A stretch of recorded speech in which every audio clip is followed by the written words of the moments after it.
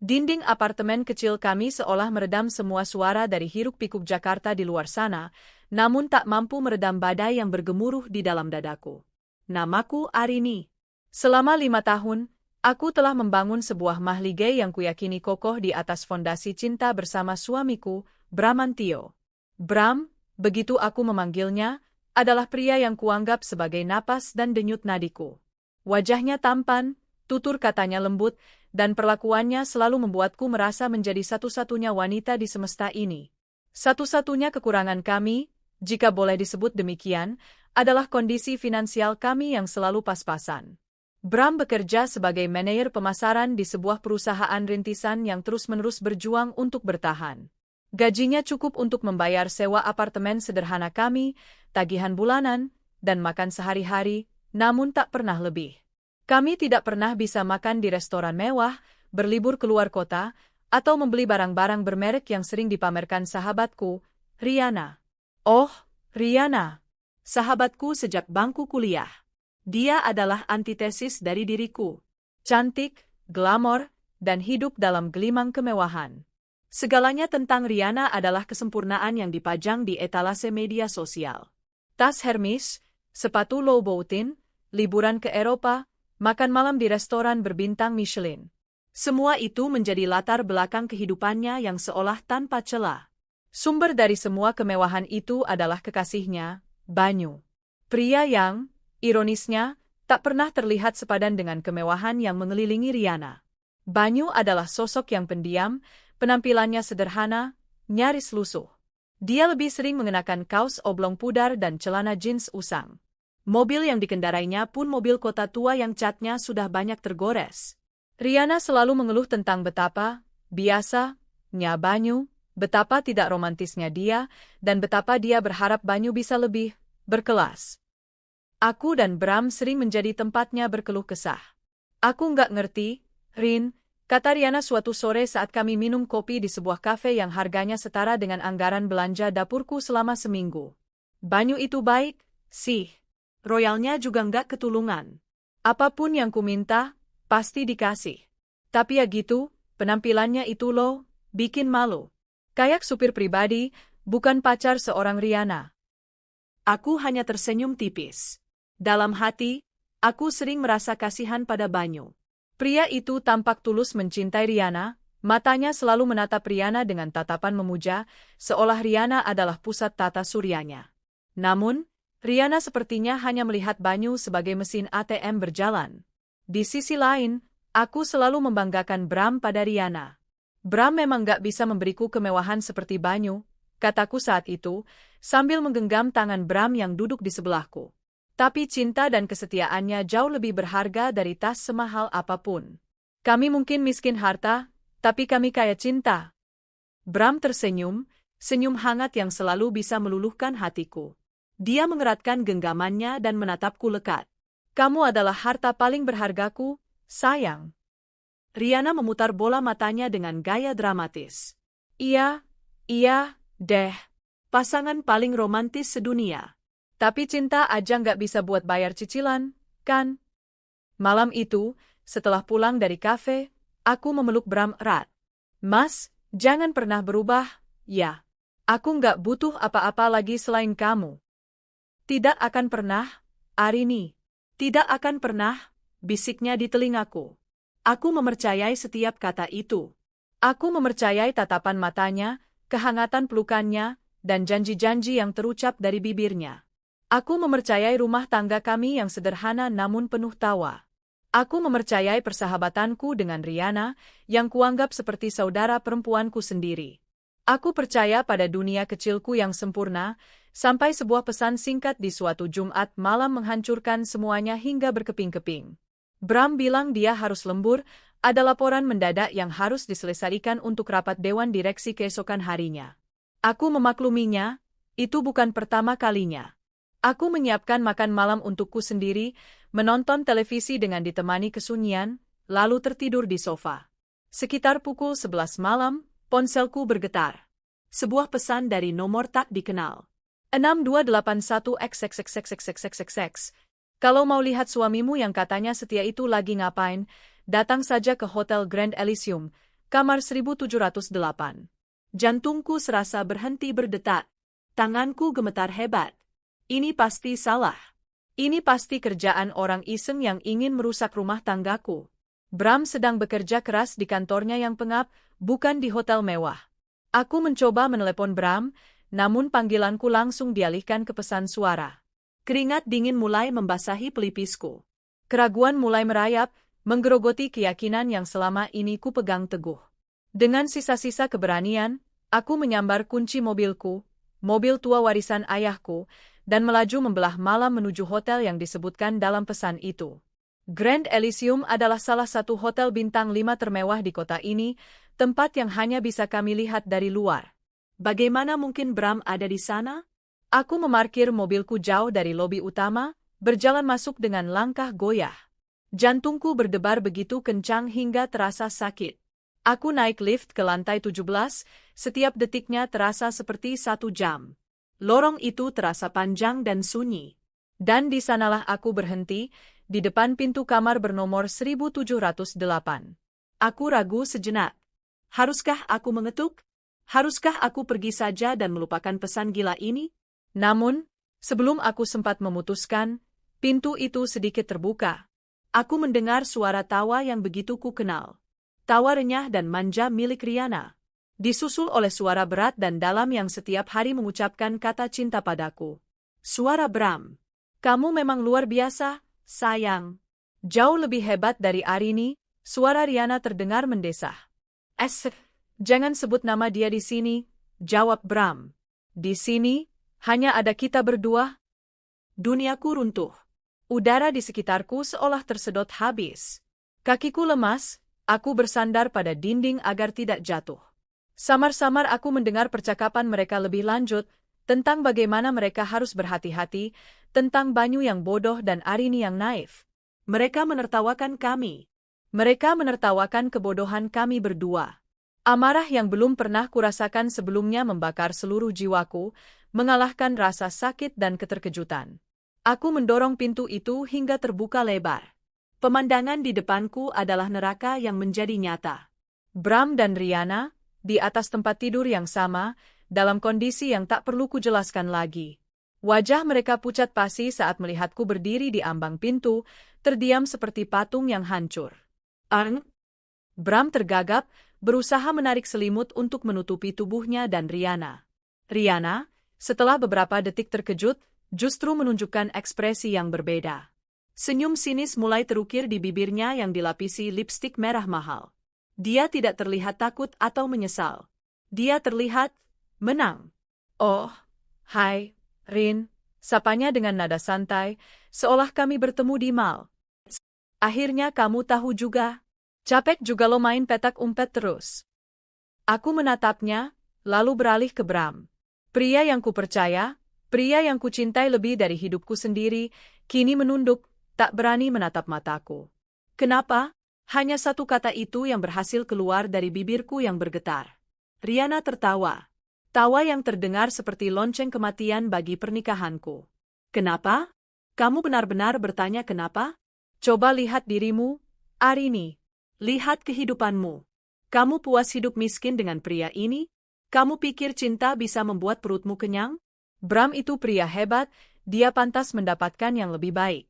Dia pantas mendapatkan wanita seperti aku, yang bisa memberinya dunia, bukan hanya sepiring nasi dan semangkuk harapan kosong. Dia bangkit dari tempat tidur, mengenakan jubah mandi sutra yang tergantung di dekatnya. Dia berjalan mendekatiku, tatapannya penuh dengan penghinaan. Aku kasihan padamu, sungguh. Tapi aku lebih kasihan pada Bram. Dia harus berpura-pura bahagia dengan kehidupan sederhana kalian.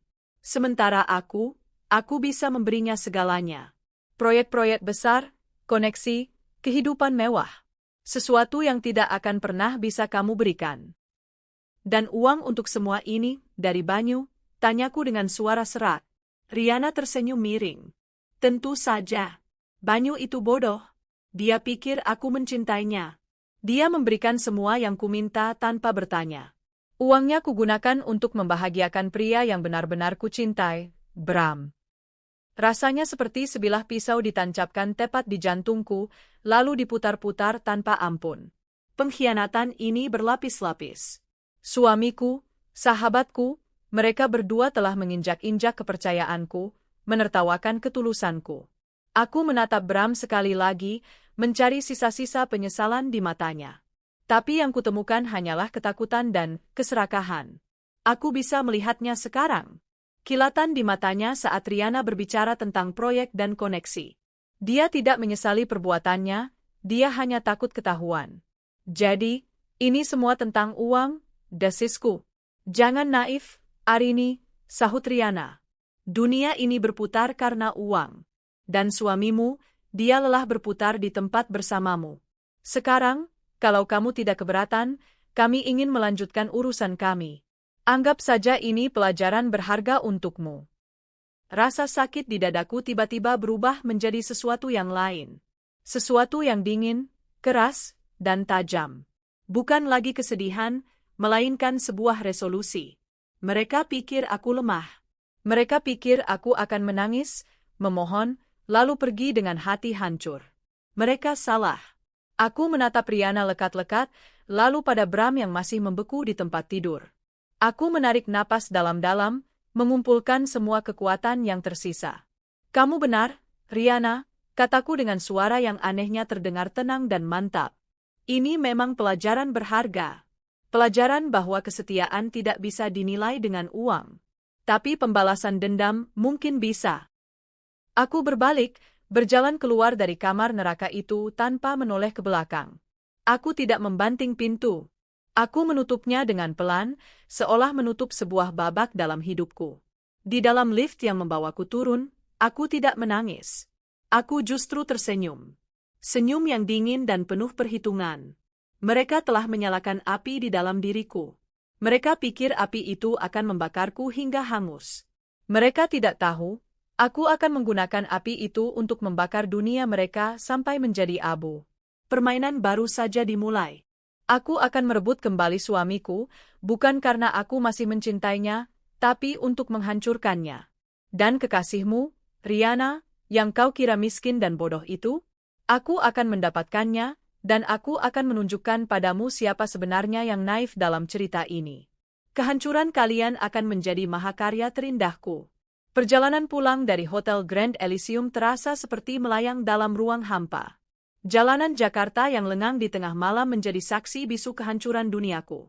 Namun, anehnya, tidak ada air mata yang jatuh.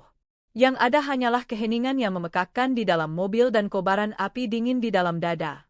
Rasa sakit itu begitu hebat hingga melampaui batas kesedihan, bermetamorfosis menjadi sesuatu yang lebih fokus, lebih tajam.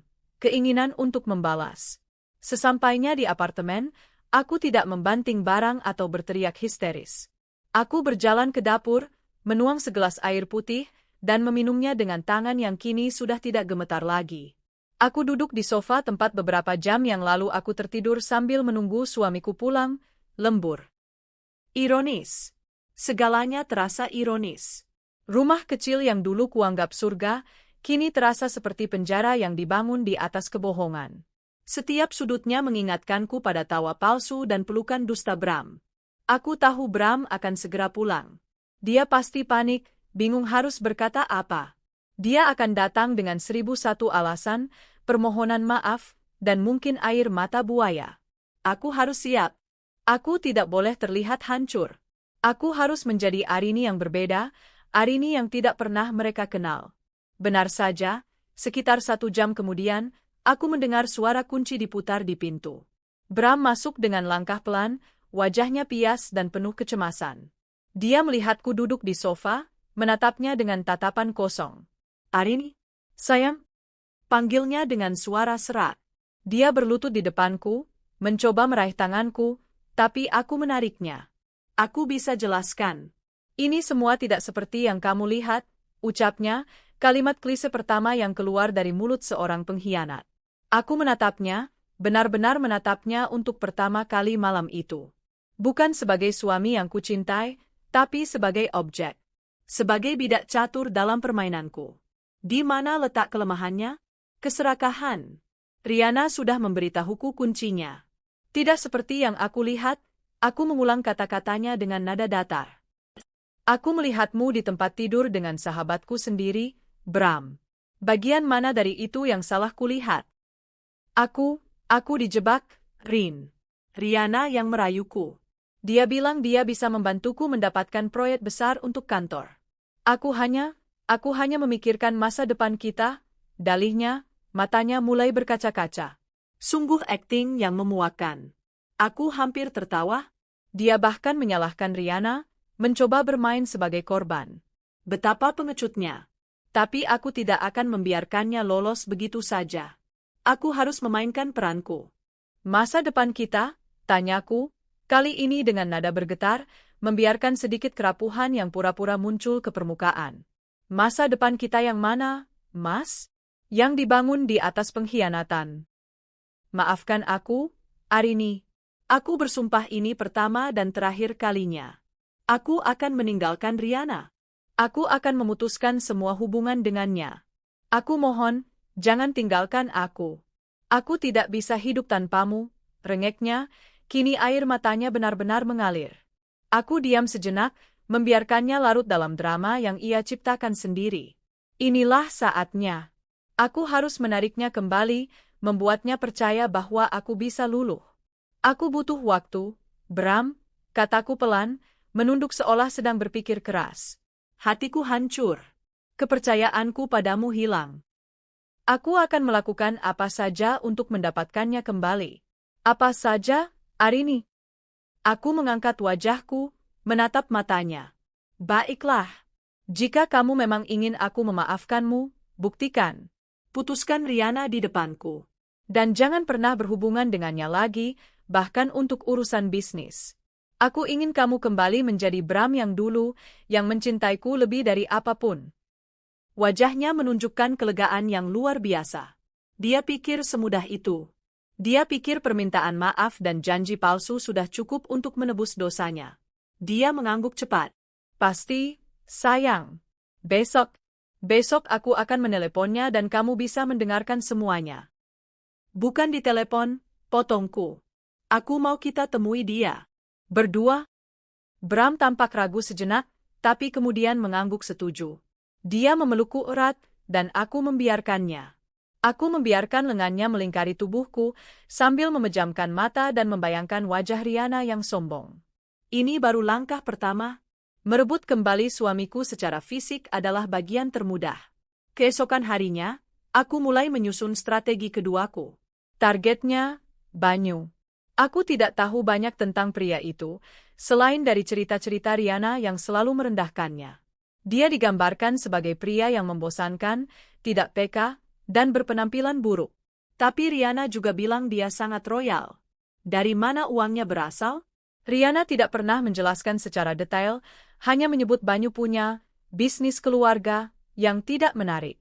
Aku butuh informasi. Aku membuka laptopku, mengetik nama lengkapnya yang pernah kulihat sekilas di undangan ulang tahun Riana, Banyu Aji Prakoso. Hasil pencarian pertama tidak menunjukkan banyak hal. Tidak ada profil LinkedIn yang mentereng, tidak ada akun media sosial yang aktif. Hanya ada beberapa berita lama tentang sebuah perusahaan keluarga bernama Prakoso Group yang bergerak di bidang agribisnis dan properti.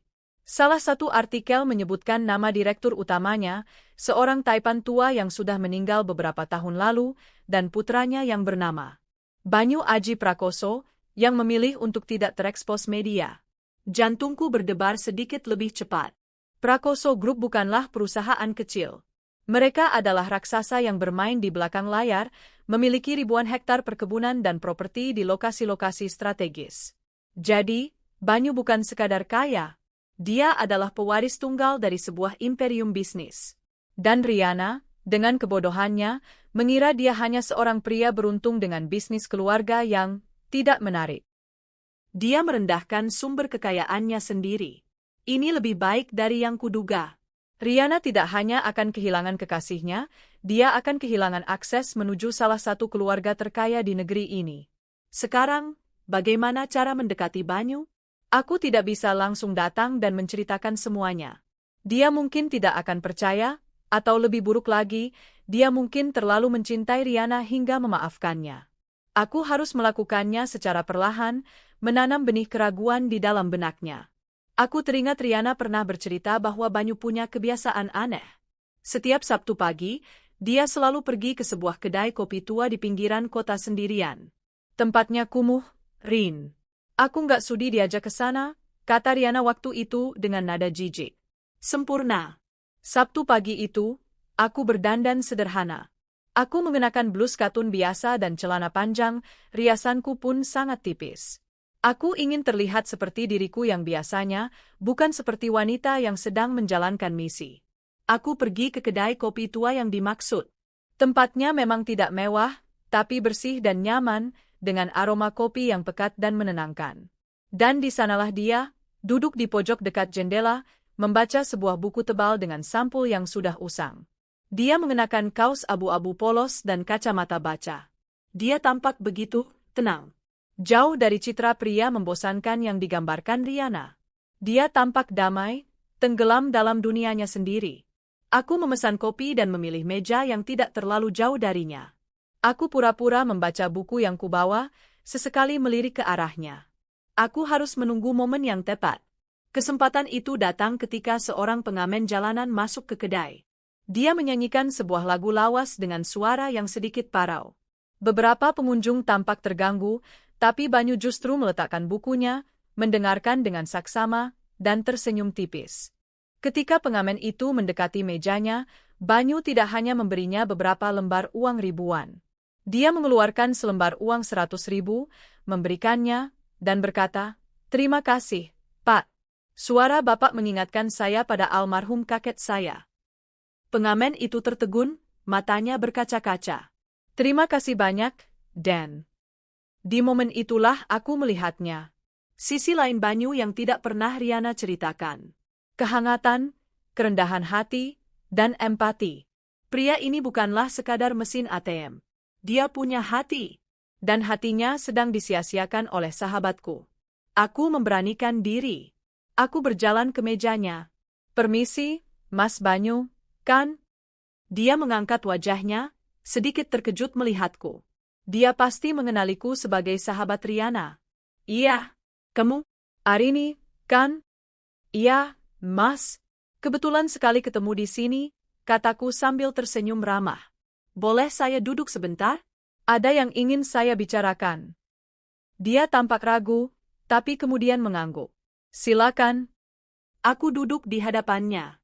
Jantungku berdebar, tapi aku berusaha terlihat tenang. "Saya tidak akan lama. Saya hanya ingin minta maaf." Keningnya berkerut. "Minta maaf? Untuk apa?" "Untuk Riana," jawabku pelan.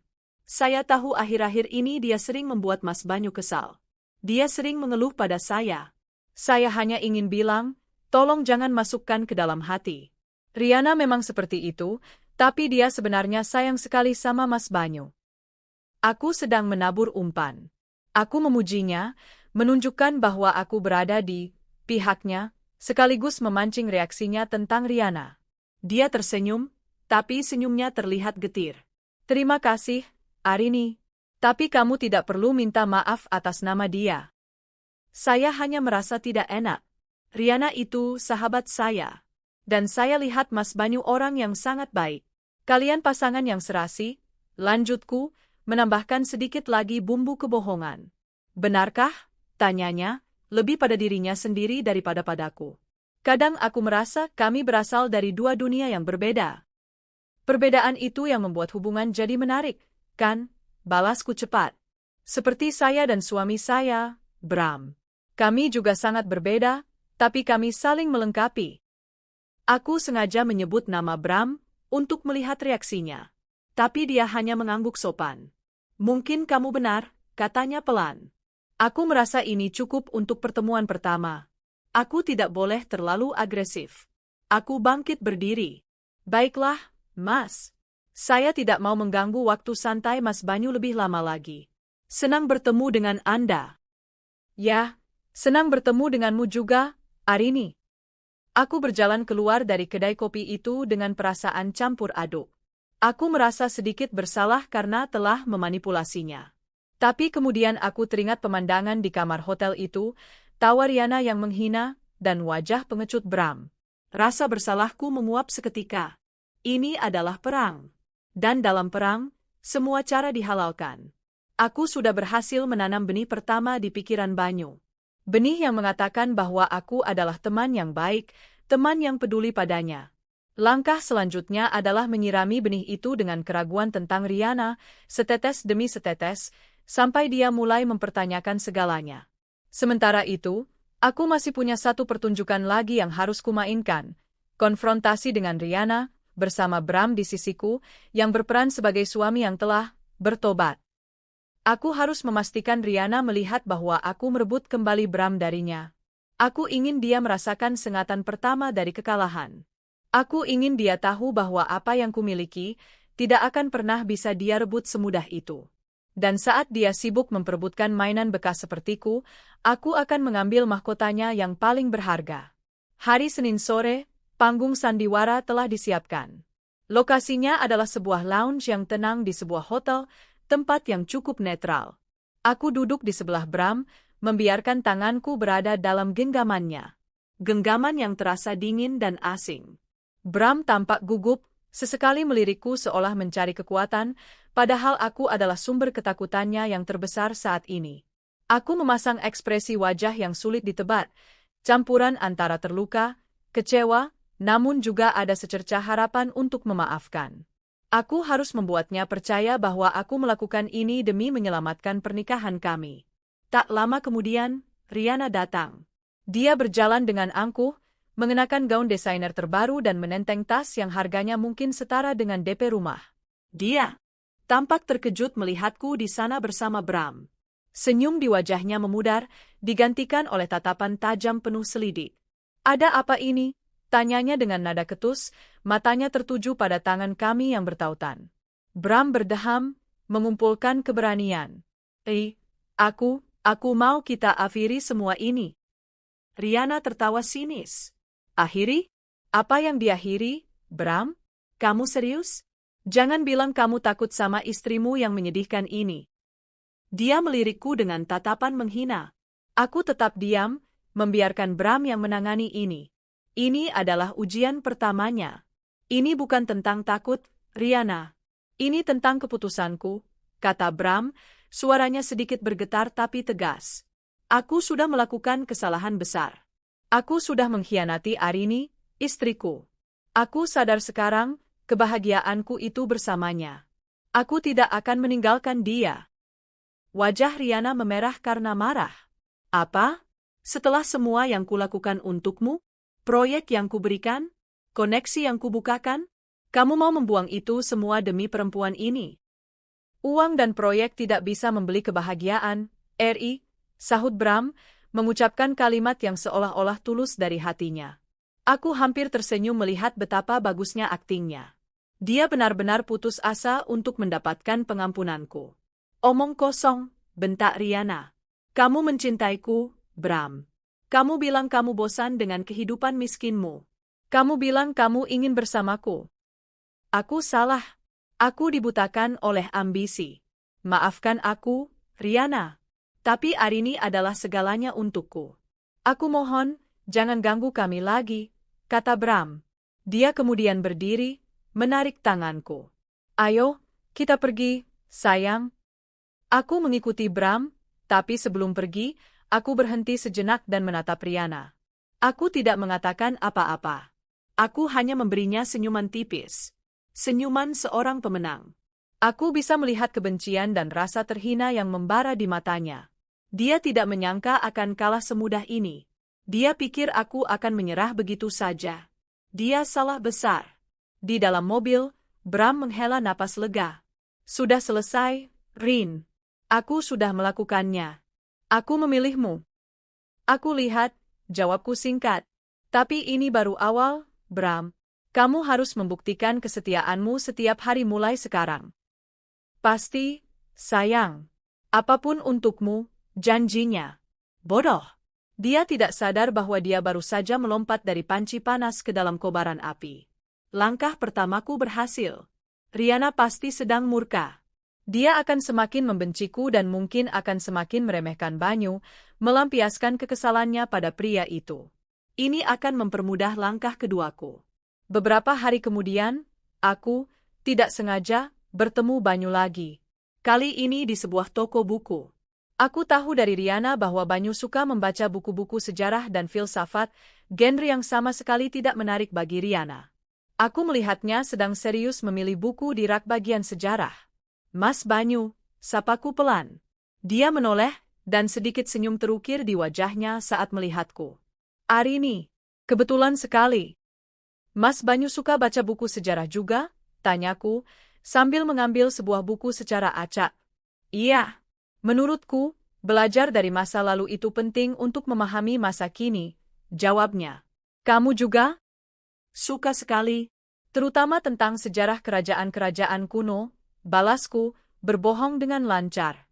Aku segera membuka Google di ponselku secara diam-diam untuk mencari beberapa fakta menarik. Kami pun terlibat dalam percakapan yang mengalir. Aku terkejut dengan betapa luasnya wawasan Banyu. Dia berbicara dengan penuh semangat tentang topik yang jelas-jelas ia kuasai. Dia tidak membosankan sama sekali. Dia cerdas, penuh pemikiran, dan pendengar yang baik. Dia menanyakan pendapatku dan benar-benar mendengarkan jawabanku. Sesuatu yang bahkan Bram jarang lakukan. Di tengah percakapan, aku menyelipkan umpanku. Andai saja Riana ada di sini. Pasti seru sekali. Tapi dia sepertinya kurang suka buku-buku seperti ini. Yah. Ekspresi Banyu sedikit berubah. Dia lebih suka majalah fashion. Jawabnya singkat. Tidak apa-apa, kan setiap orang punya minatnya sendiri, kataku dengan nada bijak. Tapi pasti kadang Mas Banyu merasa kesepian, ya? Saat tidak ada teman untuk berbagi hobi yang paling disukai. Dia terdiam sejenak, menatapku. Seolah kata-kataku tepat mengenai sasaran. Kadang-kadang, akunya pelan. Kalau Mas Banyu tidak keberatan, mungkin lain kali kita bisa diskusi buku bersama? Saya baru mau mulai baca buku ini, kataku sambil menunjukkan buku yang kupegang. Sepertinya akan banyak sekali pertanyaan di kepala saya nanti. Dia tersenyum tulus. Tentu saja. Dengan senang hati. Ini nomor telepon saya. Hubungi saja kalau kamu sudah mulai membacanya. Aku berhasil. Aku mendapatkan nomor teleponnya. Bukan sebagai sahabat Riana, tapi sebagai Arini, seseorang yang memiliki minat yang sama dengannya. Hubungan kami berlanjut melalui pesan singkat. Kami bertukar pikiran tentang buku, tentang film, tentang musik. Aku menemukan banyak sekali kesamaan di antara kami. Kami sama-sama menyukai musik klasik, film-film hitam putih, dan kedamaian di tempat-tempat yang tidak ramai. Semakin aku mengenalnya, semakin aku merasa nyaman. Perasaan ini berbahaya. Aku harus ingat tujuan awalku adalah balas dendam. Tapi aku tidak bisa memungkiri bahwa ada sesuatu dalam diri Banyu yang menarikku. Sesuatu yang tulus dan nyata. Suatu sore, dia meneleponku. Suaranya terdengar sedikit muram. Arini, maaf mengganggu. Apa kamu ada waktu? Tentu, Mas. Ada apa? Aku sedang sedikit bingung. Aku butuh teman bicara. Apa kamu keberatan kalau kita bertemu? Ini dia. Benih keraguan yang kutanam mulai tumbuh. Tentu saja tidak. Mas Banyu di mana? Kami bertemu di sebuah taman kota yang sepi. Dia duduk di bangku, menatap kosong ke arah danau. Wajahnya tampak lelah. Ada masalah dengan Riana? Tanyaku hati-hati. Dia menghela napas panjang. Sejak beberapa hari yang lalu, dia aneh sekali. Sangat sensitif, mudah marah. Dia menuduhku tidak perhatian, tidak mengerti dirinya. Dia membanding-bandingkanku dengan pria lain. Aku tahu siapa pria lain yang dia maksud. Bram. Jadi Riana melampiaskan kekalahannya pada Banyu. Sempurna. Mungkin dia hanya sedang banyak pikiran, Mas, kataku, berpura-pura menenangkannya. Mungkin, jawabnya ragu. Tapi ini bukan pertama kalinya, Arini. Aku merasa semakin jauh darinya. Dunia kami berbeda. Dia menyukai pesta, kemewahan, menjadi pusat perhatian. Sementara aku hanya ingin hidup tenang. Kadang aku berpikir, apa benar aku bisa membahagiakannya? Mas Banyu, jangan pernah berpikir seperti itu. kataku dengan nada serius. Aku menatap matanya. Kebahagiaan itu bukan tentang memberi semua yang dia mau, tapi tentang memberi apa yang dia butuhkan. Dan kadang, orang tidak tahu apa yang sebenarnya mereka butuhkan. Mas Banyu adalah pria terbaik yang pernah kukenal. Riana sangat beruntung memilikimu. Mungkin dia hanya sedang buta sesaat. Kata-kataku sepertinya menyentuh hatinya. Dia menatapku dengan tatapan yang berbeda. Tatapan yang penuh rasa terima kasih, dan mungkin sesuatu yang lain. Terima kasih, Arini. Kamu selalu tahu apa yang harus dikatakan. Saat itulah, sebuah petunjuk tentang kekayaannya muncul secara tidak sengaja. Ponselnya berdering. Dia mengangkatnya, dan aku bisa mendengar percakapan dalam bahasa Inggris yang fasih. Dia berbicara tentang akuisisi lahan di Kalimantan dan negosiasi dengan investor dari Jepang. Gaya bicaranya berubah total. Dari pria pendiam yang santai, menjadi seorang pebisnis yang tajam dan berwibawa. Setelah menutup telepon, dia tampak sedikit salah tingkah. Maaf, urusan pekerjaan.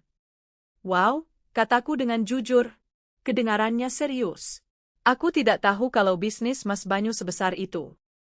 Dia tersenyum malu. Hanya bisnis keluarga kecil-kecilan. Ayahku yang membangunnya, aku hanya meneruskan. Kecil-kecilan? Aku hampir tertawa. Prakoso Group adalah raksasa. Tapi kerendahan hatinya ini justru membuatku semakin terkesan. Dia tidak pernah pamer. Dia tidak pernah merasa perlu membuktikan apapun pada siapapun. Dia adalah kebalikan dari Bram dan Riana. Itu luar biasa, Mas. Pasti sangat sibuk, ya? Lumayan. Karena itulah aku sangat menghargai waktu-waktu tenang seperti ini. Waktu untuk membaca, atau sekadar duduk di taman. Ini adalah kemewahan yang sesungguhnya buatku, katanya, matanya kembali menatap danau. Aku terdiam. Aku mulai melihat gambaran yang utuh. Banyu tidak miskin, dia sangat kaya. Tapi dia tidak menemukan kebahagiaan dalam kekayaannya. Dia menemukannya dalam kesederhanaan. Sesuatu yang Riana tidak akan pernah mengerti. Dan sesuatu yang ironisnya, dulu aku miliki bersama Bram, sebelum keserakahan merusaknya. Perlahan, aku merasa tujuan awalku mulai bergeser. Awalnya, aku mendekati Banyu hanya untuk menyakiti Riana. Tapi sekarang, aku melihatnya sebagai seorang pria yang terluka, sama sepertiku. Pria baik yang terjebak dalam hubungan yang salah. Sebuah bagian dari diriku ingin melindunginya. Bagian lain dari diriku menginginkannya. Perasaan ini membuatku takut, sekaligus memberiku kekuatan. Balas dendamku akan terasa lebih manis jika aku tidak hanya menghancurkan mereka, tapi juga menemukan kebahagiaanku sendiri. Kebahagiaan yang nyata, bukan yang palsu. Saat kami berpisah hari itu, Banyu menahan tanganku sejenak. Arini, terima kasih. Sungguh. Aku merasa jauh lebih baik setelah bicara denganmu. Kapanpun Mas Banyu butuh teman, jangan ragu hubungi saya, jawabku sambil tersenyum. Pintu itu telah terbuka. Bukan hanya pintu untuk balas dendamku, tapi mungkin juga pintu menuju babak baru dalam hidupku. Aku akan melangkah masuk dengan hati-hati, tapi dengan tekad yang bulat. Aku akan mendapatkan Banyu, dan kali ini, bukan hanya untuk Riana, tapi juga untuk diriku sendiri. Permainanku memasuki babak baru yang lebih intens. Di satu sisi, aku terus memainkan peranku sebagai istri yang mencoba memaafkan. Aku merebut Bram kembali secara terang-terangan. Aku memintanya menemaniku ke acara-acara kumpul keluarga, mengunggah foto kami berdua di media sosial dengan caption manis, seolah-olah kami adalah pasangan paling bahagia di dunia. Aku tahu Riana melihat semua itu. Aku bisa membayangkan betapa geramnya dia, melihat pria yang dia inginkan kembali ke pelukan istri, naifnya. Setiap kali kami bertemu Riana di acara sosial, yang sengaja kudatangi karena tahu dia akan ada di sana, aku akan menggandeng lengan Bram dengan mesra. Aku akan tersenyum padanya, senyum penuh kemenangan yang hanya kami berdua yang mengerti artinya. Bram, di sisiku, akan terlihat canggung dan bersalah, yang justru membuat sandiwaraku terlihat semakin nyata. Dia pikir aku sedang memamerkan pernikahan kami yang membaik, padahal aku sedang memamerkan kemenanganku pada musuhku. Tentu saja, Di balik pintu apartemen kami, suasananya sangat berbeda. Aku menjaga jarak dari Bram. Aku tidur di kamar tamu dengan alasan masih butuh waktu. Aku melayaninya sebagai seorang istri, menyiapkan makanannya, mencuci pakaiannya, tapi dengan sikap yang dingin dan formal. Aku membuatnya tetap berada dalam ketidakpastian. Dia tidak pernah tahu apakah aku sudah benar-benar memaafkannya atau belum. Ketidakpastian ini membuatnya semakin patuh, semakin berusaha keras untuk menyenangkanku. Dia membelikanku bunga, memasak untukku, melakukan apapun yang kuminta. Dia seperti anjing peliharaan yang takut dibuang oleh tuannya. Menyedihkan. Di sisi lain, hubunganku dengan Banyu semakin dalam. Kami tidak lagi hanya bicara tentang buku. Kami bicara tentang mimpi, ketakutan, dan masa lalu. Aku menceritakan padanya tentang betapa sederhananya impianku, memiliki keluarga yang hangat dan pasangan yang setia. Aku tidak menyebut pengkhianatan Bram, tentu saja. Aku hanya menyajikannya sebagai sebuah harapan. Banyu, pada gilirannya, semakin terbuka padaku. Dia bercerita tentang tekanan menjadi pewaris tunggal Prakoso Group. Tentang bagaimana ayahnya selalu mendorongnya untuk menjadi pebisnis yang tangguh, sementara hatinya lebih mendambakan kehidupan sebagai seorang akademisi atau penulis. Dia merasa seperti hidup dalam sangkar emas. Semua orang melihat apa yang aku miliki, katanya suatu hari saat kami minum teh di sebuah kafe kecil yang tersembunyi. Tapi tidak ada yang pernah bertanya apa yang aku inginkan. Jadi, apa yang Mas Banyu inginkan? Tanyaku lembut. Dia menatapku lekat. Aku ingin seseorang yang bisa melihatku, Banyu, bukan Banyu Aji Prakoso sang pewaris. Seseorang yang bisa duduk diam bersamaku di kedai kopi tua tanpa mengeluh tempatnya kumuh. Seseorang yang mau mendengarkan ocehanku tentang sejarah Romawi kuno tanpa memutar bola matanya. Setiap kata yang diucapkannya terasa seperti ditujukan untukku dan menyindir Riana. Aku tahu aku telah berhasil menciptakan ruang nyaman untuknya, ruang di mana dia bisa menjadi dirinya sendiri. Dan kemudian, momen untuk ledakan kebenaran itu tiba. Aku merancangnya dengan sangat hati-hati. Aku jatuh sakit. Tidak parah, hanya demam dan flu biasa, tapi aku melebih-lebihkannya. Aku terbaring lemah di tempat tidur, menolak makan, dan terlihat sangat menyedihkan. Bram, tentu saja, panik. Dia merawatku dengan cemas, berusaha membuktikan bahwa dia adalah suami yang baik. Kamu butuh sesuatu, sayang? Aku akan belikan apapun, katanya. Aku hanya butuh kamu di sini, Mas, jawabku dengan suara lemah. Di saat yang sama, aku mengirim pesan pada Banyu. Mas Banyu, maaf mengganggu. Saya sedang tidak enak badan beberapa hari ini. Tidak ada yang serius, hanya saja saya merasa sedikit kesepian. Kalau tidak merepotkan, apa Mas Banyu ada waktu sebentar saja untuk menelepon? Saya butuh teman bicara. Seperti yang kuduga, dia tidak menelepon. 15 menit kemudian, bel apartemenku berbunyi. Aku sudah menyuruh Bram untuk tidak membukakan pintu untuk siapapun kecuali pengantar makanan. Aku bangkit dari tempat tidur, mengenakan jubah tidurku, dan berjalan ke pintu. Di depan pintu, berdiri Banyu. Dia membawa keranjang buah yang besar dan wajahnya tampak sangat khawatir. Arini, kamu tidak apa-apa? Aku khawatir saat kamu bilang sakit. Mas Banyu, kenapa repot-repot ke sini? Tanyaku, berpura-pura terkejut. Aku tidak bisa diam saja. Ayo, kamu harus istirahat. Dia menuntunku kembali ke kamar tidur, tidak menyadari bahwa Bram ada di dapur, sedang membuatkanku sup. Aku sengaja membiarkan pintu kamarku sedikit terbuka. Banyu duduk di kursi sebelah tempat tidurku. Dia mengupas sebuah apel untukku dengan tangannya sendiri. Kamu pucat sekali, katanya cemas. Suamimu di mana? Kenapa dia membiarkanmu sendirian saat sakit seperti ini? Dia sedang sibuk bekerja, dustaku. Kantornya sedang ada masalah besar. Pekerjaan apapun tidak seharusnya lebih penting dari istri yang sedang sakit, katanya dengan nada tegas. Tiba-tiba, dia meletakkan punggung tangannya di dahiku. Kamu demam tinggi, Arini. Kita harus ke rumah sakit. Tidak usah, Mas. Nanti juga turun, tolakku halus. Tidak bisa. Aku tidak akan membiarkanmu seperti ini. Dia mengeluarkan ponselnya. Aku akan telepon dokter pribadi keluargaku untuk datang ke sini sekarang juga. Saat itulah, Bram keluar dari dapur membawa nampan berisi semangkuk sup panas. Dia membeku di ambang pintu kamar, matanya membelalak melihat Banyu duduk di sampingku, memegang tanganku. "Banyu," kata Bram, suaranya nyaris tak terdengar. Banyu menoleh, sama terkejutnya. "Bram, kamu suami Arin?" Suasana menjadi sangat tegang. Aku hanya diam, menikmati pemandangan di depanku. "Sedang apa kamu di sini?" tanya Bram dengan nada menuduh, cemburu dan amarah terlihat jelas di wajahnya. "Aku di sini karena istrimu sedang sakit dan butuh pertolongan," balas Banyu, suaranya meninggi. "Seharusnya itu pertanyaan untukmu. Di mana kamu saat dia membutuhkanmu?" "Aku sedang membuatkannya sup," bentak Bram, meletakkan nampan dengan kasar. "Oh, bagus sekali," sindir Banyu. "Sementara istrimu demam tinggi, kamu hanya membuat sup? Aku akan membawanya ke rumah sakit sekarang." "Kamu tidak punya hak." "Aku suami macam apa kamu?" Pertengkaran mereka adalah musik di telingaku.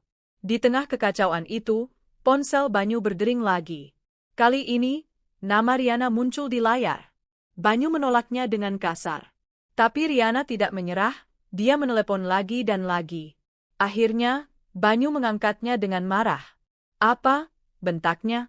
Aku tidak bisa mendengar suara Riana, tapi aku bisa melihat wajah Banyu yang berubah dari marah menjadi bingung, lalu menjadi pucat pasi. "Apa maksudmu? Di apartemen Arini?" "Jangan bicara omong kosong, Riana." Ada jeda sejenak. Banyu menatapku, lalu pada Bram. Sebuah pemahaman yang mengerikan perlahan-lahan merayap di wajahnya. "Tunggu, Reva." Banyu tidak bisa menyelesaikan kalimatnya. Dia menatap tanganku yang masih dipegang Bram beberapa saat yang lalu pada kepanikan di wajah Bram, dan akhirnya padaku. Riana, dalam kemarahannya, pasti telah memberitahukan segalanya. Dia mungkin berpikir ini adalah cara untuk menghancurkanku, untuk menunjukkan pada Banyu bahwa aku adalah wanita perusak. Dia tidak tahu bahwa dia baru saja menyalakan sumbu bom yang akan meledak di wajahnya sendiri. "Jadi ini semua bohong?" desis Banyu, matanya tertuju padaku. Ada kekecewaan yang mendalam di sana. "Persahabatan kita? Obrolan kita? Kamu mendekatiku, untuk apa?" "Untuk balas dendam." Aku tidak menjawab. Aku hanya menatapnya dengan ekspresi terluka, membiarkan air mata akhirnya mengalir di pipiku. Air mata yang kali ini tulus, karena melihat kekecewaan di matanya terasa lebih menyakitkan dari yang kubayangkan. Bram, yang menyadari situasinya semakin runyam, mencoba mengambil alih. "Dengar, Banyu. Ini semua salah paham. Aku dan Riana sudah berakhir. Aku memilih Arin." Pernyataan itu justru menjadi bensin bagi api. Banyu tertawa, tawa yang dingin dan tanpa humor. "Memilih Arini? Kamu pikir kamu punya pilihan? Kamu pikir kamu siapa?" Dia berdiri, menatap Bram dari atas ke bawah dengan tatapan yang belum pernah kulihat sebelumnya. Tatapan seorang penguasa. "Kamu bekerja di perusahaan rintisan teknologi, kan?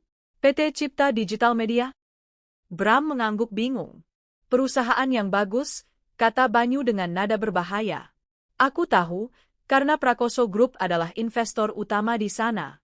Kami menanamkan modal 50 miliar rupiah 2 tahun yang lalu." Wajah Bram berubah seputih kertas. Dia gemetar. "Dan sebagai investor utama," lanjut Banyu, suaranya turun menjadi bisikan yang mematikan, "aku punya hak untuk menyarankan pada Dewan Direksi siapa yang pantas dipertahankan dan siapa yang harus dibuang. Seorang manajer pemasaran yang tidak hanya tidak kompeten, tapi juga memiliki masalah etika yang serius dengan berselingkuh menggunakan fasilitas dari pacar salah satu investor, menurutmu, bagaimana nasibnya?" Bram terhuyung mundur, seolah baru saja ditinju. Dia menatap Banyu dengan ngeri. Kekasih Riana yang selama ini dia anggap remeh, pria, miskin, yang dia dan Riana tipu, ternyata adalah orang yang memegang nasib karirnya di tangannya. Inilah ledakan kebenarannya. Bukan hanya tentang perselingkuhan, tapi tentang kekuasaan. Tentang siapa yang sebenarnya memegang kendali. Banyu kemudian menatapku. Kekecewaan di matanya masih ada, tapi bercampur dengan sesuatu yang lain. Sesuatu yang lebih kompleks? Dan kamu, Arini, katanya pelan. Aku tidak tahu apa permainanmu. Tapi kamu salah jika berpikir bisa mempermainkan semua orang. Dia berbalik dan berjalan keluar dari apartemenku, meninggalkan keheningan yang mematikan dan dua orang yang dunianya baru saja dijungkirbalikkan. Bram menatapku dengan tatapan kosong, penuh ketakutan. Dia investor utama? Prakoso Group. Aku mengangguk pelan, mengusap air mataku. Habislah aku, bisiknya. Habislah kita? Bukan kita, koreksiku dengan suara dingin. Tapi kamu, Bram. Hanya kamu. Sandiwara telah berakhir. Topeng-topeng telah terbuka. Dan kehancuran yang sesungguhnya baru saja akan dimulai. Kepergian Banyu dari apartemenku meninggalkan kehancuran yang sunyi. Bram ambruk di sofa, wajahnya pucat seperti mayat. Dia terus-menerus menggumamkan nama, Prakoso Group, dan, habislah aku, seperti mantra orang gila. Pria yang beberapa minggu lalu begitu angkuh di kamar hotel bersama Riana, kini hancur lebur di hadapanku. Tidak ada sedikit pun rasa kasihan di hatiku untuknya. Yang ada hanyalah kepuasan dingin yang merayap perlahan. Ini semua salahmu, tiba-tiba dia berteriak padaku, matanya memerah karena panik. Kenapa kamu harus dekat-dekat dengan dia? Kalau saja kamu tidak memancingnya datang ke sini, semua ini tidak akan terjadi. Aku menatapnya dengan tenang. Salahku? Bukankah kamu yang memulai semua ini, Bram? Kamu yang berselingkuh dengan Riana. Kamu yang menipunya. Kamu yang meremehkannya. Kamu menabur angin, sekarang kamu harus menuai badai. Tapi karirku, hidupku. Bagaimana kita akan hidup, Arini? Rengeknya, kembali ke mode pengecutnya. Aku tidak tahu bagaimana dengan kita. Tapi aku tahu bagaimana denganku, jawabku tegas. Aku masuk ke kamar tidurku, bukan lagi kamar tamu, dan mulai mengemasi barang-barangku ke dalam koper. Apa yang kamu lakukan? Tanyanya dengan suara bergetar. Aku pergi, jawabku tanpa menoleh. Permainanku sudah selesai, Bram. Aku sudah merebutmu kembali dari Riana, seperti yang kuinginkan. Dan sekarang, aku tidak menginginkanmu lagi. Kamu boleh kembali padanya jika dia masih mau menerima seorang pengangguran. Dia mencoba menahanku, memeluk kakiku, memohon-mohon. Jangan, Arini, jangan tinggalkan aku sekarang. Aku butuh kamu. Aku akan perbaiki semuanya. Aku melepaskan cengkeramannya dengan kasar. Tidak ada yang bisa diperbaiki, Bram. Kamu sudah menghancurkan semuanya. Selamat menikmati puing-puingnya. Aku menyeret koperku keluar dari apartemen itu, meninggalkan Bram yang meraung dalam keputusasaan. Udara malam terasa begitu segar saat aku melangkah keluar dari gedung. Aku bebas. Bebas dari kebohongan, bebas dari pengkhianatan, bebas dari pria yang telah menjadi beban dalam hidupku. Namun, ada satu hal yang masih mengganjal. Banyu. Kekecewaan di matanya terus menghantuiku. Aku memang menggunakannya sebagai alat balas dendam, tapi di tengah jalan, perasaanku menjadi nyata. Aku menyukainya, sungguh. Dan aku telah menyakitinya. Sementara itu, di belahan kota yang lain, badai yang sama juga sedang menghantam Riana. Aku bisa membayangkan bagaimana paniknya dia saat Banyu tidak lagi bisa dihubungi setelah panggilannya yang terakhir. Dia pasti mencoba menghubungi Bram, dan hanya menemukan nomornya diblokir. Keesokan harinya, Riana mendatangiku. Dia menungguku di lobi gedung apartemen baruku, sebuah unit sewaan kecil yang kubayar dengan sisa tabunganku. Wajahnya tidak lagi angkuh. Riasannya luntur, matanya bengkak, dan rambutnya berantakan. Dia tampak kacau. Di mana Banyu? Tanyanya tanpa basa-basi. Dia tidak menjawab teleponku. Semua kartuku diblokir. Apartemen yang dia sewakan untukku akan segera disita. Apa yang sudah kamu katakan padanya, Jalang? Aku tersenyum tipis. Aku tidak mengatakan apa-apa. Kamu yang mengatakan semuanya, ingat? Lewat telepon. Kamu sendiri yang membuka kotak Pandora itu. Kamu menjebakku, pekitnya. Aku hanya memberikan panggung, Riana. Kamu sendiri yang memilih untuk menari di atasnya, balasku dingin. Bagaimana rasanya? Kehilangan segalanya dalam sekejap? Kehilangan mesin ATM MU? Wajahnya memucat. Dia bukan hanya mesin ATM. Aku mencintainya. Aku tertawa. Kamu tidak tahu apa itu cinta, Rihanna. Kamu hanya mencintai uangnya, kemewahannya. Kamu bahkan tidak tahu siapa dia sebenarnya. Kamu pikir dia hanya pengusaha biasa, kan? Kamu tidak tahu bahwa kamu sedang memacari salah satu pria terkaya dan paling berkuasa di negeri ini. Kamu menipunya demi pria seperti Bram. Betapa bodohnya dirimu. Setiap kata yang kuucapkan seperti tamparan baginya. Dia terdiam, bibirnya bergetar. Pemahaman itu akhirnya sampai ke otaknya. Dia tidak hanya kehilangan pacar yang royal, dia telah membuang sebuah lotre kemenangan seumur hidup. Tidak mungkin. Bisiknya. Oh, mungkin sekali. Dan sekarang, dia tahu segalanya. Tentang kamu, tentang Bram. Selamat, Rihanna. Kamu berhasil menghancurkan dirimu sendiri dengan keserakahanmu. Dia menatapku dengan kebencian yang murni. Ini semua karenamu. Kamu akan membayarnya, Arini. Aku sudah membayarnya. Dengan 5 tahun kesetiaan yang dibalas dengan pengkhianatan, kataku. Sekarang giliran kalian yang membayar. Aku meninggalkannya yang menangis histeris di lobi. Tidak ada lagi kepuasan yang kurasakan.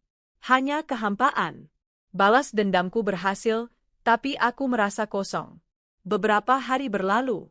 Berita tentang Bram sampai ke telingaku. Dia benar-benar dipecat. Dengan catatan buruk seperti itu, tidak ada perusahaan lain yang mau menerimanya.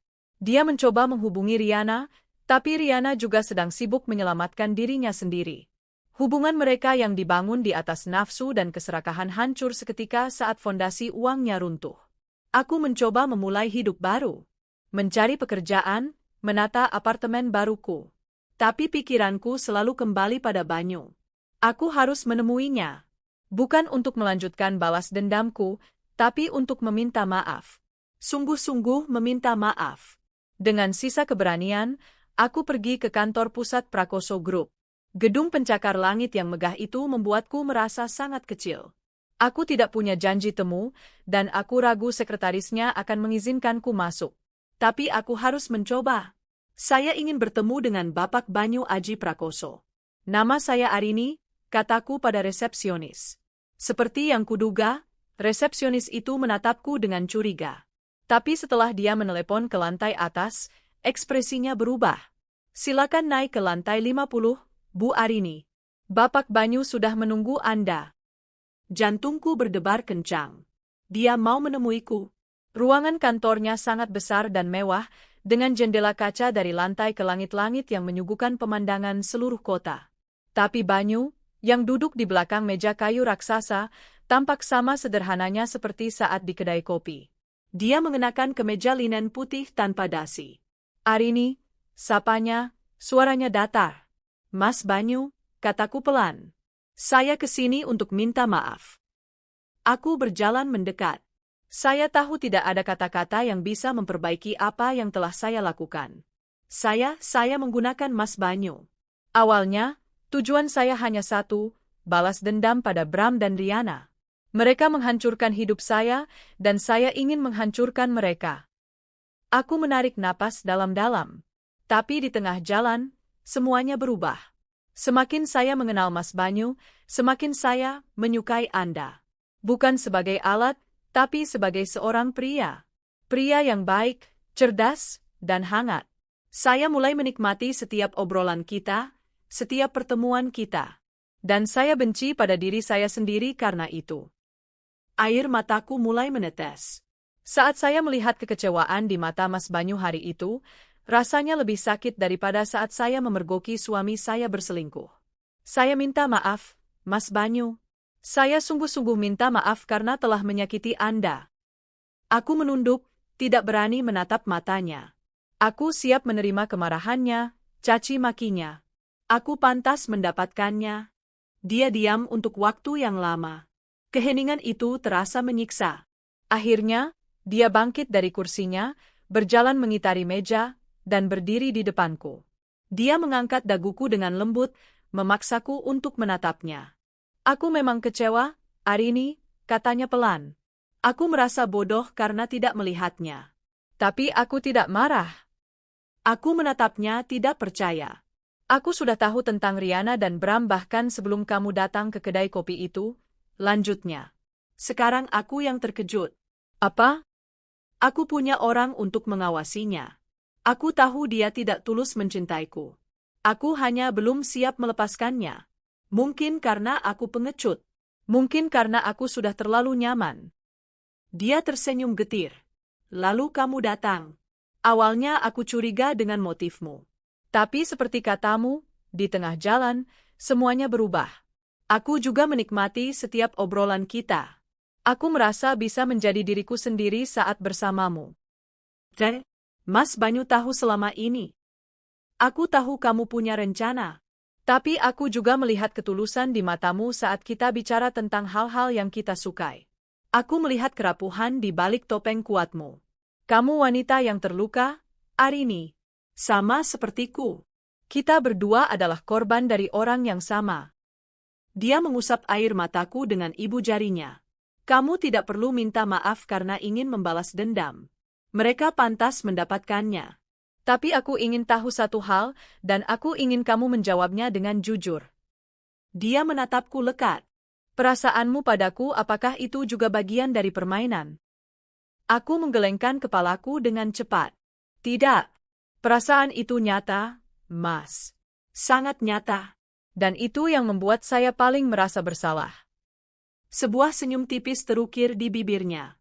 Senyum tulus yang pertama kali kulihat hari itu. Bagus, karena perasaanku padamu juga nyata. Dia menarikku ke dalam pelukannya. Pelukan yang hangat dan menenangkan. Aku menangis di dadanya, melepaskan semua beban yang selama ini kupendam. Rasa sakit, amarah, rasa bersalah, semuanya luruh dalam kehangatan pelukannya. Badai telah tiba dan menghancurkan segalanya. Tapi di tengah puing-puing itu, sesuatu yang baru mulai tumbuh. Sesuatu yang tidak pernah kuduga. Sesuatu yang mungkin bernama harapan. Beberapa minggu setelah pengakuan kami di kantor Banyu, kepingan-kepingan domino yang telah kusenggol mulai berjatuhan dengan cepat, menciptakan sebuah mahakarya kehancuran bagi Bram dan Riana. Aku tidak perlu melakukan apa-apa lagi. Aku hanya menjadi penonton, menyaksikan mereka menuai apa yang telah mereka tabur, sementara aku dan Banyu perlahan mulai membangun sesuatu yang baru di atas puing-puing masa lalu kami. Nasib Bram adalah yang pertama mencapai titik terendah. Pemecatannya dari PT Cipta Digital Media hanyalah permulaan. Dengan reputasi yang hancur dan tanpa koneksi Riana, dia seperti kapal tanpa nahkoda di tengah badai. Dia mencoba melamar pekerjaan di banyak tempat, tapi dunia bisnis Jakarta ternyata sangat kecil. Berita tentang skandalnya dengan pacar investor utama perusahaannya menyebar seperti api. Tidak ada yang mau mengambil risiko mempekerjakan orang dengan rekam jejak seperti itu. Tabungannya menipis dengan cepat. Dia tidak bisa lagi membayar sewa apartemen kami yang dulu. Dia terpaksa pindah ke sebuah kamar kos sempit dan pengap di pinggiran kota. Pria yang dulu selalu tampil necis dengan kemeja mahal, kini terlihat kuyu dengan pakaian yang sama dipakainya berhari-hari. Dia mencoba menghubungiku berkali-kali, mengirim pesan-pesan putus asa yang berisi permohonan maaf, penyesalan, dan permintaan untuk kembali. Aku tidak pernah membalasnya. Bagiku, dia sudah mati. Suatu hari, aku mendapat kabar dari seorang teman lama bahwa Bram terlihat bekerja sebagai pengemudi ojek online. Temanku mengirimkan fotonya. Bram, dengan wajah lelah dan kusam, duduk di atas motor metiknya di bawah terik matahari, menunggu pesanan. Pemandangan itu tidak memberiku kepuasan sebanyak yang kukira. Aku hanya merasa hampa. Inikah pria yang pernah kucintai? Betapa keserakahan bisa mengubah seseorang menjadi begitu menyedihkan. Puncaknya adalah saat dia nekat menemuiku di apartemen baruku. Dia pasti sudah mengikutiku. Dia menungguku di tempat parkir, dan saat aku keluar dari mobil, dia langsung berlutut di kakiku, menangis terseduh-seduh di depan umum. Arini, maafkan aku. Aku mohon, kembalilah padaku, ratapnya. Lihat aku sekarang. Aku miskin. Aku tidak punya apa-apa. Aku tersiksa, Rin. Aku sadar sekarang, hanya kamu yang kumiliki. Orang-orang mulai melihat kami. Aku merasa malu, bukan untuk diriku sendiri, Tapi untuknya, aku menariknya untuk berdiri. Bangun, Bram. Jangan membuat dirimu terlihat lebih menyedihkan lagi. Aku tidak peduli, isaknya. Aku hanya mau kamu kembali. Aku janji akan berubah. Kita bisa mulai lagi dari nol, seperti dulu. Seperti dulu, aku tertawa getir. Dulu kita memang tidak punya uang, Bram. Tapi kita punya cinta dan kesetiaan. Sekarang, kamu tidak punya uang, dan kamu juga sudah menghancurkan cinta dan kesetiaan itu. Tidak ada yang tersisa untuk dimulai lagi. Ini semua karena pria itu, kan? Tuduhnya, matanya memerah karena marah dan putus asa. Karena si Banyu kaya raya itu. Kamu meninggalkanku karena dia lebih kaya. Kamu sama saja seperti Riana. Tuduhan itu adalah tamparan terakhir. Aku bukan kamu, Bram. Aku tidak meninggalkanmu karena kamu miskin. Aku meninggalkanmu karena kamu pengkhianat. Adapun Banyu, aku bersamanya bukan karena uangnya. Aku bersamanya karena dia adalah pria yang baik, pria yang menghargaiku. Sesuatu yang tidak akan pernah kamu mengerti. Aku menatapnya untuk terakhir kalinya. Urusan kita sudah selesai. Jangan pernah menemuiku lagi. Aku berbalik dan berjalan meninggalkannya yang terpaku di tempat parkir. Itulah kali terakhir aku melihatnya. Aku mendengar dari teman-teman bahwa kondisinya semakin memburuk. Dia terjerat utang, dikejar-kejar penagih, dan hidup dalam kemiskinan yang dulu sangat ia takuti. Dia mendapatkan apa yang ia pantas dapatkan. Hidup bangkrut dalam kemiskinan, tanpa cinta, tanpa harapan. Sementara itu, nasib Riana tidak kalah tragis, meskipun dalam bentuk yang berbeda. Kehilangan Banyu berarti kehilangan sumber kehidupan mewahnya. Kartu kreditnya diblokir, mobil mewahnya ditarik, dan apartemen mewahnya disita. Dia terpaksa kembali tinggal bersama orang tuanya di sebuah rumah sederhana yang selalu ia benci. Dunia sosialita yang dulu memujanya kini mencemoohnya di belakang. Dia menjadi bahan gosip, si cantik yang jatuh miskin setelah membuang pacar taipannya demi seorang manajer rendahan yang ternyata juga berselingkuh. Dia kehilangan segalanya, status, teman-teman palsunya, dan harga dirinya. Dia mencoba mencari Banyu yang baru. Dia berusaha mendekati pria-pria kaya lainnya, tapi reputasinya sudah mendahuluinya. Tidak ada pria serius yang mau berhubungan dengan wanita yang terkenal materialistis dan tidak setia. Dia menjadi paria di dunianya sendiri.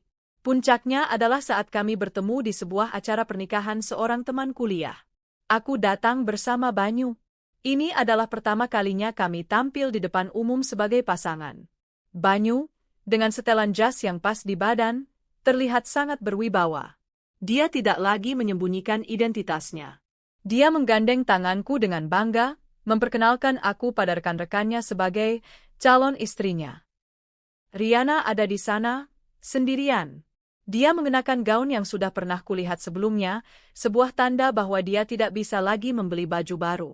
Wajahnya penuh dengan riasan tebal, mencoba menutupi keputusasaannya. Saat dia melihatku dan Banyu bersama, berjalan sambil bergandengan tangan, senyum di wajahnya membeku. Matanya membelalak, penuh dengan campuran antara iri, benci, dan penyesalan yang mendalam. Aku bisa melihat dengan jelas di matanya apa yang sedang ia pikirkan. Dia melihatku, wanita yang dulu ia anggap remeh, kini berdiri di posisi yang seharusnya menjadi miliknya. Dia melihat Banyu, pria yang dulu ia anggap membosankan, kini menatapku dengan cinta yang begitu tulus. Dia melihat semua yang telah ia sia-siakan. Aku tidak perlu mengatakan apa-apa. Pemandangan itu sendiri sudah menjadi tamparan paling keras untuknya. Aku hanya tersenyum padanya, senyum yang sama seperti saat aku meninggalkannya di lounge hotel. Senyum seorang pemenang. Malam itu, saat kami pulang, Banyu memelukku di dalam mobil. "Kamu baik-baik saja?" "Aku baik-baik saja," jawabku, menyandarkan kepalaku di bahunya. "Aku melihat caramu menatapnya." "Dan cara dia menatapmu," kata Banyu pelan. "Apakah balas dendammu sudah selesai sekarang?" Aku berpikir sejenak. Aku melihat kehancuran Bram, keputusasaan Riana. Aku telah mencapai tujuanku. Mereka hancur. Tapi perasaan yang kumiliki bukanlah kemenangan yang meluap-luap. Hanya sebuah kelegaan yang sunyi. "Sudah," jawabku. Sudah selesai. Dan rasanya kosong. Itulah sifat balas dendam, Arini, kata Banyu bijak. Ia membakar musuhmu, tapi juga menghanguskan sebagian dari dirimu. Sekarang saatnya untuk memadamkan api itu dan mulai menanam sesuatu yang baru. Dia benar. Api itu telah melakukan tugasnya. Sekarang saatnya untuk membangun kembali. Bukan di atas abu kehancuran mereka, tapi di atas fondasi baru yang kami bangun bersama. Mahakarya kehancuranku telah selesai. Kini saatnya untuk memulai mahakarya kehidupanku. Setahun telah berlalu sejak badai itu menerjang dan meruntuhkan dua dunia yang pernah kukenal. Musim telah berganti, dan begitu pula dengan lanskap kehidupanku. Api balas dendam yang dulu membara di dalam dadaku telah lama padam, meninggalkan kehangatan yang lembut, bukan lagi panas yang menghanguskan. Kehampaan yang kurasakan setelah kehancuran Bram dan Riana perlahan terisi oleh sesuatu yang jauh lebih nyata dan memuaskan, kedamaian. Aku dan Banyu memutuskan untuk meninggalkan hiruk-pikuk Jakarta.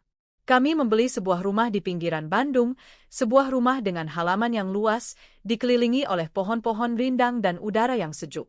Disinilah kami membangun kembali hidup kami, jauh dari bayang-bayang masa lalu. Banyu, meskipun masih harus mengurus bisnis raksasanya, mendelegasikan banyak tugasnya dan lebih banyak bekerja dari rumah. Dia menemukan kebahagiaan yang selama ini ia cari dalam ketenangan dan kesederhanaan. Pagi hari kami sering dihabiskan dengan minum kopi di teras belakang, berbicara tentang segala hal, mulai dari berita dunia hingga buku apa yang sedang kami baca. Dia tidak pernah lelah mendengarkan ceritaku, dan aku menemukan kegembiraan dalam dunianya yang luas. Kami sering melakukan perjalanan darat ke kota-kota kecil, menjelajahi tempat-tempat yang tidak ada di peta wisata, menikmati makanan lokal, dan berbicara dengan orang-orang baru. Bersamanya, aku menemukan kembali diriku yang hilang. Arini yang ceria, yang penuh rasa ingin tahu, yang percaya pada kebaikan. 6 bulan yang lalu, di bawah langit senja yang berwarna jingga di halaman belakang rumah kami, Banyu melamarku. Tidak ada cincin berlian raksasa atau kejutan mewah. Dia hanya menggenggam tanganku, menatap mataku, dan berkata, "Arini, aku tidak bisa membayangkan sisa hidupku tanpa obrolan pagi kita, tanpa perjalanan kita yang tanpa tujuan, tanpa kehadiranmu di sisiku. Maukah kamu membangun sisa hidupmu bersamaku?"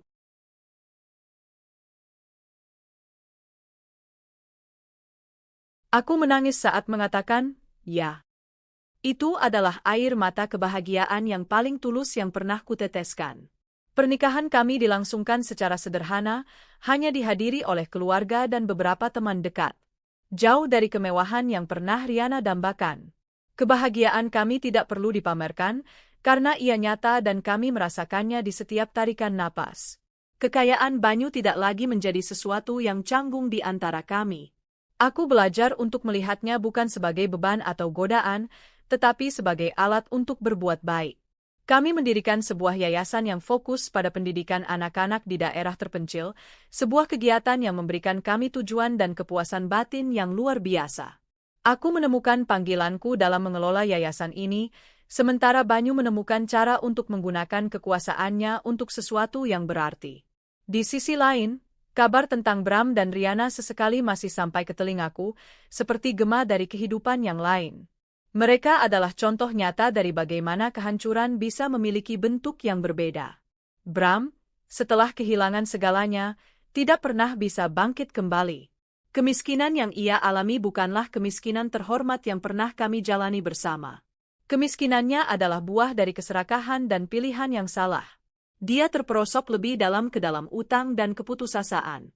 Terakhir ku dengar, dia meninggalkan Jakarta, kembali ke kampung halamannya dengan menanggung malu yang besar. Dia hidup dalam kebangkrutan total, baik secara finansial maupun spiritual.